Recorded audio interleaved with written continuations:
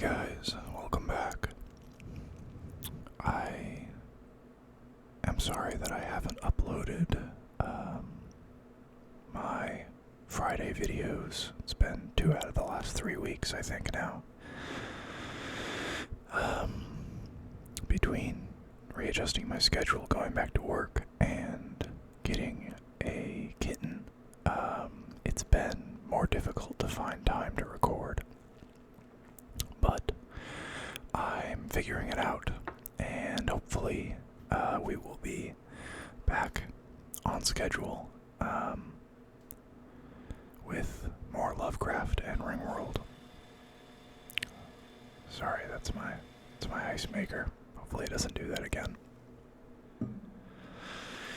Anyways, today we're going to continue talking about the Necrons.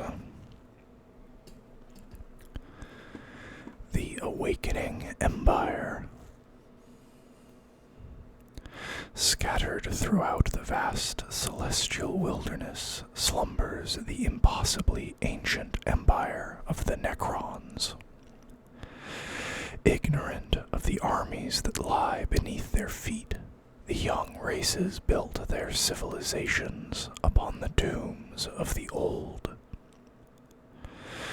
The Imperium, ever swift to consider itself the ruler of the galaxy, spread far and wide across the stars, unaware that there was another that had already laid claim to that title. Now, after millions of years locked in the timeless embrace of their stasis crypts, the Necron Empire is stirring once more. So far, but the barest fraction of Necron Doom worlds have roused to terrible life. But with every passing year, the number grows.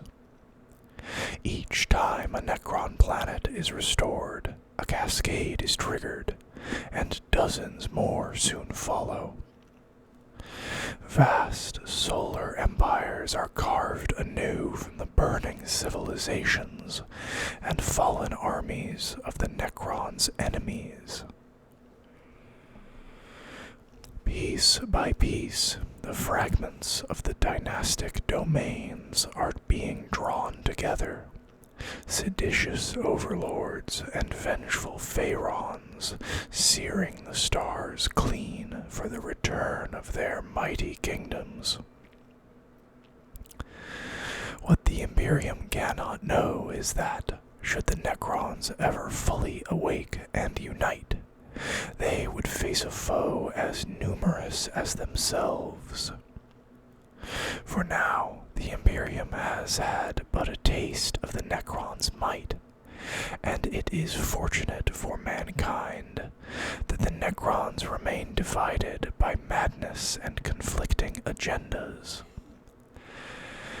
However, these are but the first stumbling steps of a giant as it gathers pace.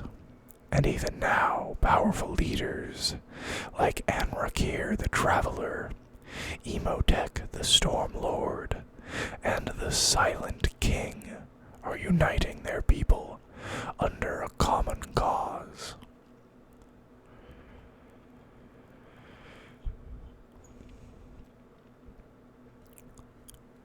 Armies of Conquest. The Necrons wage war, as they did in times of old, their immortal pharaons casting their armies out into the great sea of stars to conquer the worlds of the unworthy.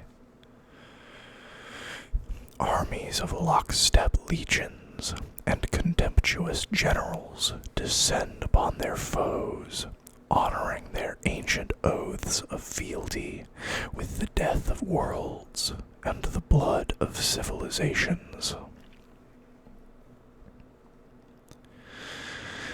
Aeons ago, the Necron Empire was a tapestry of interlocking dynasties that stretched across the stars. Each dynasty spread out around its crown world like planets orbiting a sun, those close to the light of the Pharaon's rule basking in his glory. The crown world was the Pharaon's seat of power, and the wealth of its vassal planets followed toward it like an incoming tide. Secondary to the crown world were the core worlds, each one ruled by a lord or overlord of the Pharaon, vying among themselves for the favor of their master. However, the further one traveled from the crown world, the more weakly its influence could be felt. The outermost planets, known as fringe worlds, were mere colonies that knew little of their Pharaon's beneficence. Like the hierarchy of Necron planets, the armies of the Doom worlds are each beholden to their betters, just as each noble is a part of his Pharaon's empire. Similarly, the Necron courts form political webs centered around the regent of each tomb world. Cryptechs create and maintain the Necrons' esoteric machinery, while the Triarch Praetorians take their place as enforcers for the Silent King. Under these, like the clawed limbs of the Pharaon, are the twin arms of the Necron soldiery and his engines of war.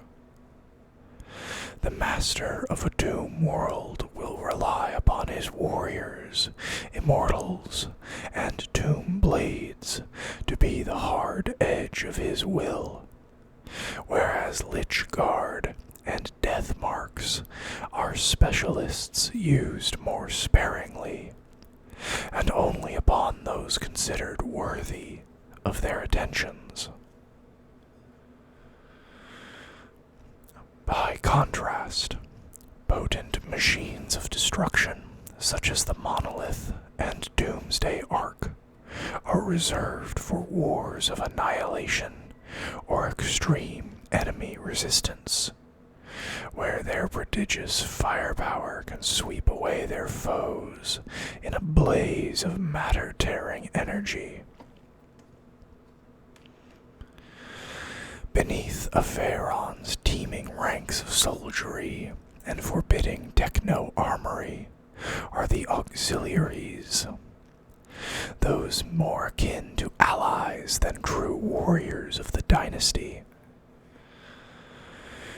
Counted among these are the Destroyer cults and the Flayed One packs.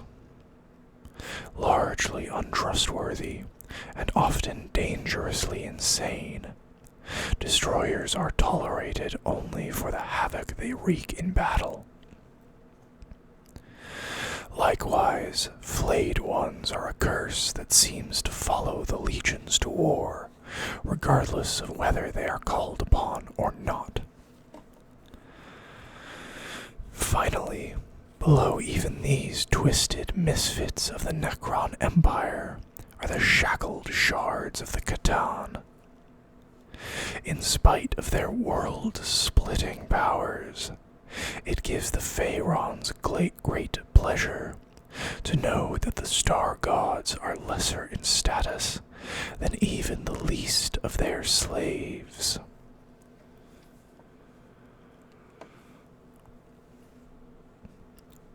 Ankh of the Triarch. All Necrons bear the mark of the Triarch, a brand upon their living metal skin that binds them to their race. The Triarch were a triumvirate of Pharaons that ruled the Necrons, and the Silent King was the greatest of the three. In the 41st millennium, the absence of the Silent King and the long years of the Great Sleep have transformed the Ankh of the Triarch into into a reminder of faded glory. Some nobles still see it as the foundation of the Necron Empire, others merely as an echo of a long-dead age. However, the Ankh remains a symbol of the Necrons, and even those who have lost faith in its power still bear it on a cartouche adorning their torso. Each dynasty will vary the colors of the Ankh and cartouche to match those of their Pharaon. However, despite these cosmetic alterations, the shape of the Ankh remains unchanged, each exacting curve and line perfectly reproduced upon the Necrons' chests. Each dynasty also has its own glyphs, variations on the Ankh that identify its soldiers as part of a particular Pharaon's armies. These symbols are sometimes worn alongside the Ankh of the Triarch, but are usually secondary in size and placement, mirroring the ancient relationship between the Pharaon and the Triarch. Lesser soldiery rarely bear these dynastic symbols in full, as they are generally unworthy of such an honor. Instead, elements of the dynastic glyph are used to identify individual phalanxes. Hierarchy of the Doom Worlds. And we have a flow chart here. The Silent King at the top. Then Regent and Royal Court. Overlords, Lords, and Cryptex are also in this block. Each Doom World is ruled by a regent who commands the lesser nobles of his royal court and their attendant legions and war engines. And then underneath them we have the Enforcers, the Triarch Praetorians, and the Triarch Stalkers. And then underneath the Enforcers we have a split. The War Crypts, with Annihilation Barges, Doomsday Arcs, Monoliths, and Obelisks. And then under that, Canoptek Constructs, Canoptek Wraiths, Canoptek Spiders, Canoptek Scarabs. And then on the other side, we have Dynastic Legions, Lich Guard, Immortals, Warriors, and Doom Blades. And then under them, we have the Deathmark Guilds, consisting of the Deathmarks. And then underneath them, we have a three-way split. The Flayed One Packs, containing the Flayed Ones, the Destroyer Cults, including the Destroyer Lords and the Destroyers. And then underneath all of that, we have the Enslaved, Catan Shards, Transcendent Catan, and Tesseract Vaults.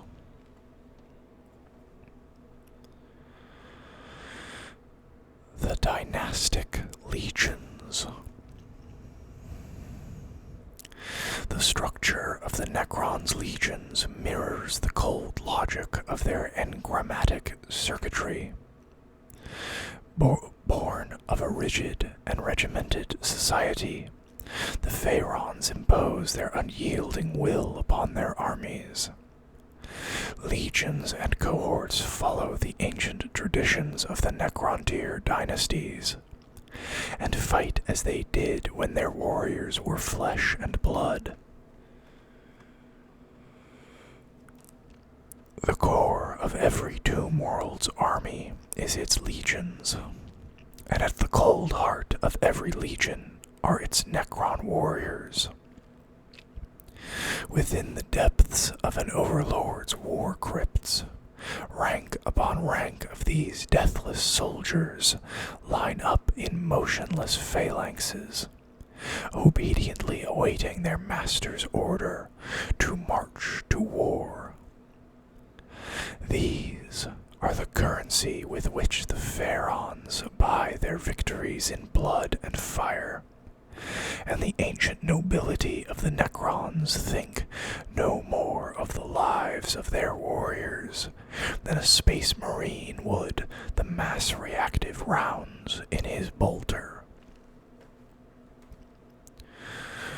When an overlord turns his gaze upon a world for reclamation or extinction, he will muster his legions.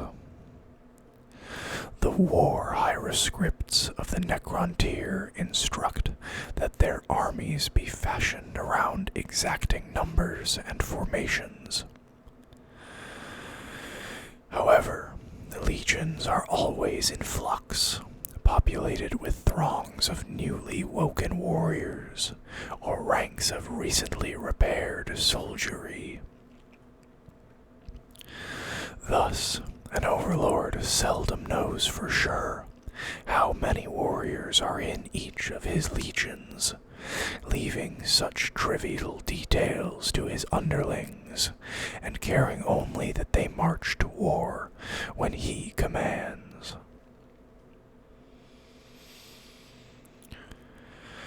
Immortal phalanxes are more regimented, as befits these favored warriors. Often a lord will give his immortal legions names to capture their grandeur, such as the tireless blade, the unending vengeance, or the unyielding harvest of death. Immortals bear these titles in silence, as the task of killing their foes requires no words. Doomsday arcs and other Necron engines of war are jealously guarded pieces of an overlord's martial collection. When summoned to the war crypts, their prodigious firepower is often the key to turning the tide of a battle. Those who do not fall before the unforgiving advance of the living metal legions will face obliteration at the hands of the Necrons' war machines. In his arrogance, an overlord will often lead his armies from the front, striding fearlessly into the fray to hack apart his enemies in personal combat. Even so, protecting their master remains his followers' prime motivation, and Lich Guard will form tight ranks around their master, keeping the unworthy at bay.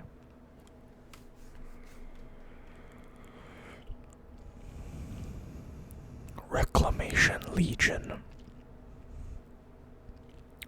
Just as each tomb world is shaped by the lord who rules it, so too are the legions a reflection of the will of their masters. Entire legions of warriors, immortals, or even Lich Guard are not unheard of, but the Reclamation Legion remains one of the most adaptable and flexible formations, and is often the first force a newly awakened tomb world will assemble. And this Reclamation Legion consists of an Overlord, 2 groups of Lich Guard, 4 groups of Immortals, 8 groups of Warriors, 3 groups of Doom Blades, and 1 group of Monoliths. When a Doom world goes to war, its ruler will instruct the nobles of his royal court to muster their legions in a great display of power. Depending on the regent's status, other forces may be available to him. battalions of Triarch Praetorians, the insane warriors of the Destroyer cults, and the robotic doom constructs of the Canoptic Harvests. These combined armies are classified as Decurions, and the Overlord in command granted the title of Nemesor.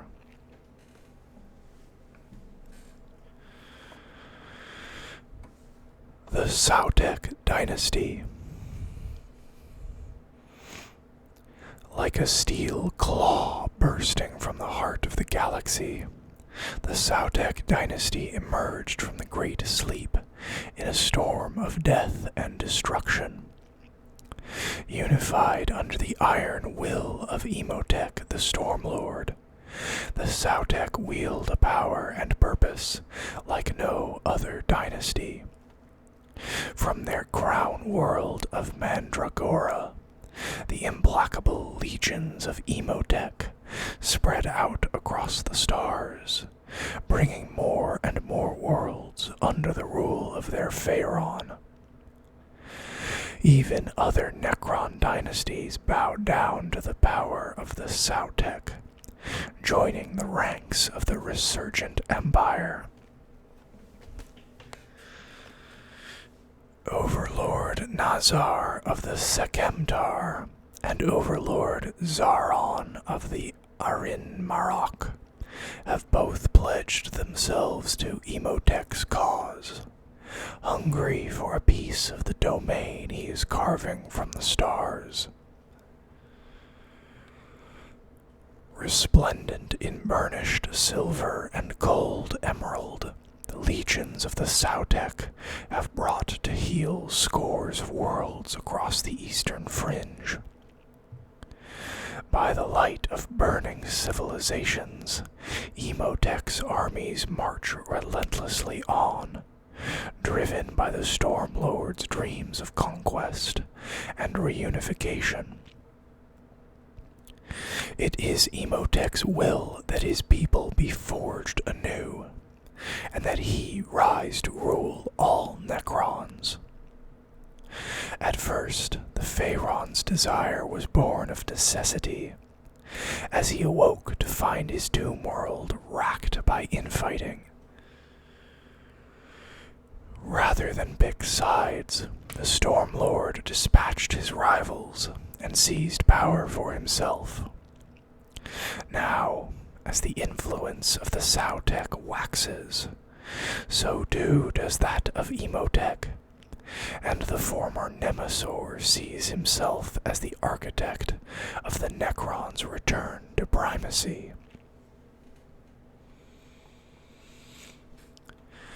As the most numerous of the arisen Necron dynasties, it is the Sautek that have been encountered most frequently by other races. To the Imperium, the dynasty has become synonymous with the Necrons, and it is erroneously believed that by many that they represent the alien race as a whole, with all other dynasties being merely offshoots of the Sautek. The Tau see the dynasty as representatives of an emergent power, and seek as ever to form allegiances before resorting to all-out war. To the Eldar, the Stormlord represents the greatest threat posed by the Necrons, for they know that should he realize his ambitions, the horrors of a bygone age will once more return to the galaxy. Imhotep himself understands that the enemies of the Sautek are many and powerful, perhaps too many to defeat with force of arms alone. As such, the master strategist uses other weapons to bring the galaxy under his control. As he sweeps across the stars, a shadow of terror passes before him. Worlds racked by unnatural storm-laden skies and scorched by emerald lightning. Armies that march out to meet the Stormlord disappear into his shadow, and so the legend of terror grows.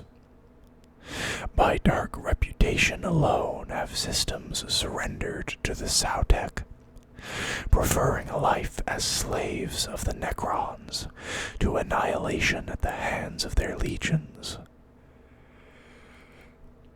So it is that the relentless expansion of the Sautek continues, and Emotech takes another step towards total domination.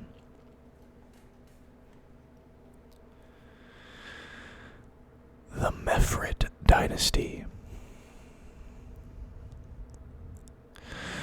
Pitiless planet killers, the Mefrit were the solar executioners of the war in heaven. Stars withered and died under the meticulous attentions of their cryptex, while their pharaons condemned entire systems to death through hyper-accelerated supernovae. Often, it would be the legions of the Mefrit that the Silent King summoned when a race or planet proved especially defiant, as the dynasty had proved its talent for extermination time and again.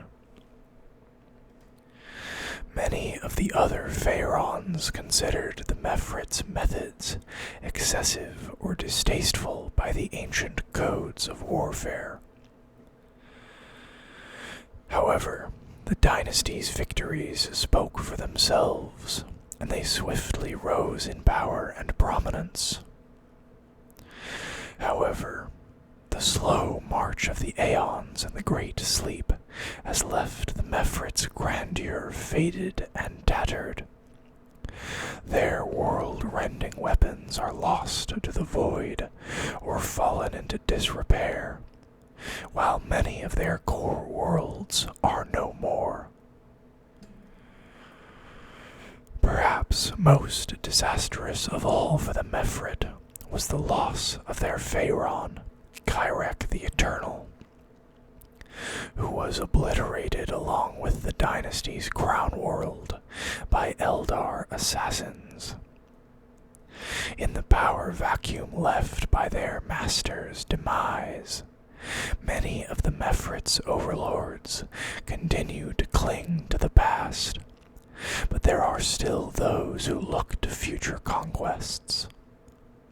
Among them, Zarathustra the Ineffable gazes upon the ruins of his system and remembers the power he once wielded.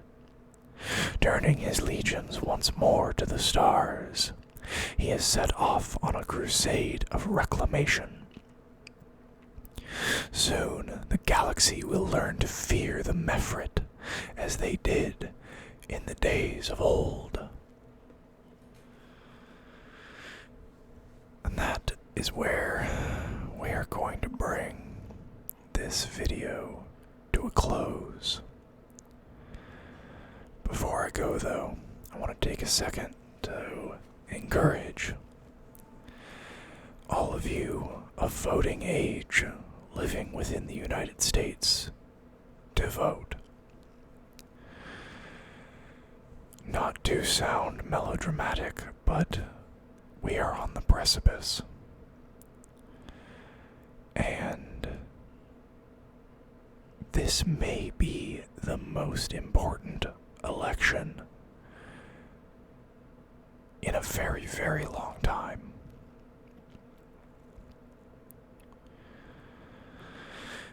So, please research whatever propositions are on your ballot.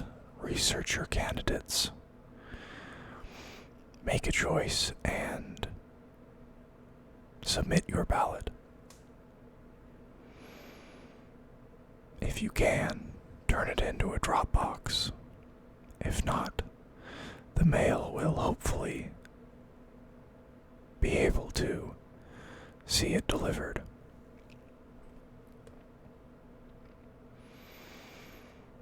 always, I hope you guys enjoyed the video.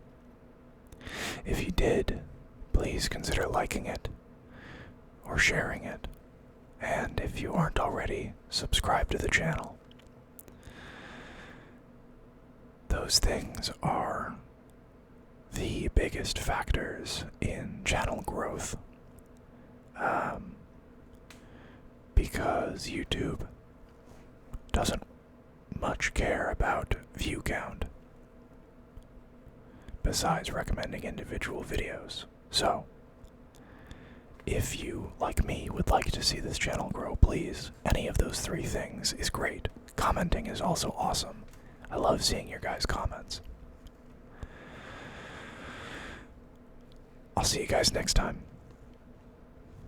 Bye-bye.